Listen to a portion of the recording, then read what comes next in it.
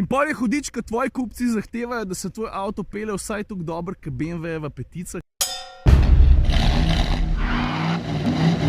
Jo, a ti povem, na kakšen način sem razmišljal. Testiral sem že Audi A8, pa A7, pa Q8 tudi. Avti so si tehnološko, to je treba priznati, precej podobni. Tako da, ko je na vrsto prišel Audi A6, sem rekel, dobro, ne bom delal opisa avtomobila, ker sem ga že predstavil, ki je bila domača predstavitev. Obenem ne bom delal sladko-kislih, ne bom se spet slinil nad kabino, ker sem to že parkrat naredil. Kaj čem narediti, da bo malo drugače? Pa sem rekel, pismo, kaj pa če bi jaz predstavil dve različne tehnologije, ki delata ta avto boljši? Si za? Prva stvar, ki se ji bom posvetil, je štirikolesen pogon. Valjda, vsi vemo, da se pri Audiju ta imenuje quattro, ampak a ti veš, da pri Audi A6 lahko dobiš dva čist različna quattra? Kako si pa zdaj to mislil? Le stari, dosti preprost. Imaš klasičen quattro, to se pravi mehanski štirikolesen pogon, pri kateremu ves čas, ne glede na razmere, vsa štiri kolesa ženejo avto. Tam recimo takšnega, ampak pa imaš pa še eno zadevo, ki se imenuje ultra quattro. Mogoče zdaj te prav trenutek, da povem, da bom pa danes vse malo zakompliciral, pa da bomo malo bolj tehnični, kot ponavadi. Zdaj eni so rekli, ne, mene to ne zanima. To se pravi, klasičen quattro pogon je tak, ta prav delavc. Ne glede na to, kaj se dogaja, on mora delati. Saj sliši se fajn, ves čas navor na vseh štirih kolesih, ampak a ti veš, koliko primerov pri običajni vožnji je, ki ti dejansko ne rabiš štirikolesnega pogona? Recimo umirjena vožnja ali pa vožnja po avtocesti. Krat navora res ne rabiš tudi na zadnji osi, je res? Pa zdaj BMW Ferrari. Ne, mi imamo vedno radi navor zadnji. No in tukaj pride na vrsto pa ultra quattro. Je pa še nekaj res. A veš, ta ultra quattro pride v poštev sam pri avtih, mislim pri Audijih, pri katerih navor ne presega 500 Nm. To se pravi, če kupaš beštijo od avta s hudim dizlom, tale ima recimo, pa koliko ima ta navora? Fejš še 600, pa nimaš pogojev, pa boš v vsakem primeru moral biti zadovoljen s stalnim quattrom. In tehnično bistvo tega ultra quattro pogona je dosti simpel. Imaš dve sklopki. Ena je tukaj zadnji za motorjem, druga pa na zadnji osi.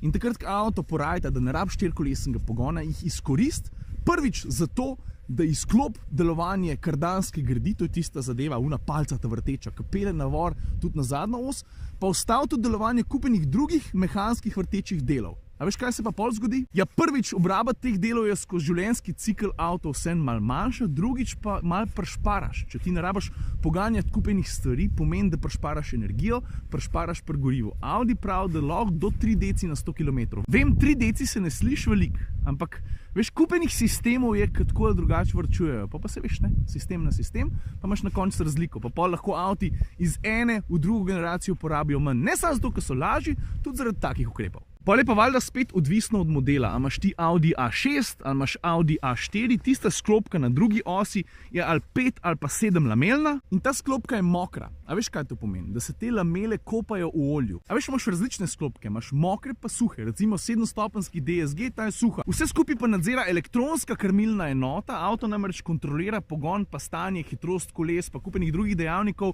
vsakih 10 milisekund. In če zazna potrebo po štirikolesnem pogonu, bo avto prešalto iz dvo na štirikolesen pogon proaktivno, še preden bo prišlo do nepotrebnega zdrsa. V bistvu je sistem tako pameten, da boš imel ti štirikolesen pogon pol sekunde prej, preden ga boš dejansko rabil. Zdaj, kako točno se pa ta preklop zgodi, tudi dosti preprost, to se pravi, krmilna enota s pomočjo avtomobilovih možganov ugotovi, da ga boš ti nucil, takrat aktivira elektromotor, elektromotor aktivira majhne drobne vzmeti, vzmeti pol aktivirajo sklopko, tisto spredi, pa tisto zadnji. Ok, zdaj prejmo pa na drug sistem, ki temu avto pomaga, da mečkim golfa fisko. A kako to mislim? Le stari, kogarkoli obrneš tale avto, ne glede na to, da je lažji kot prejšnja generacija, da je tehnično vzoren, ja pismo, težek je pa še vseeno. In pol je hudič, ko tvoji kupci zahtevajo, da se tvoj avto pelje vsaj tako dobro, kot BMW-jeva petica, ki je v tem segmentu nekakšno merilo športnosti, to drži. No in eden izmed sistemov, ki pomaga A6, tako recimo BMW-jevi petici, je štirikolesno krmiljenje. Večkrat sem ga že opisal,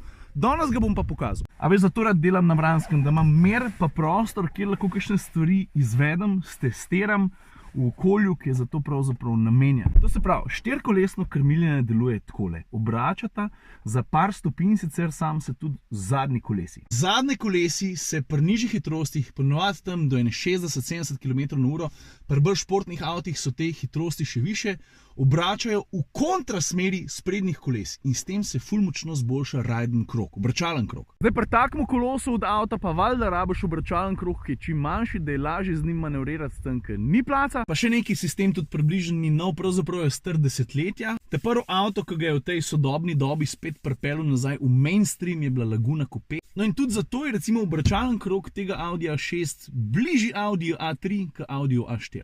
Pri višjih hitrostih se pa za večjo smerno stabilnost zadnji kolesi začneta obračati v isto smer kot sprednja. Ok, to je to. Sem pa jaz to pokazal, če mu lahko. Če bi ti vedel, kako je ta telefon zdaj gor napopan, gremo hitni krog, preden vse skup dol pade, prav? Ok, smo ready, glej zdaj kolo.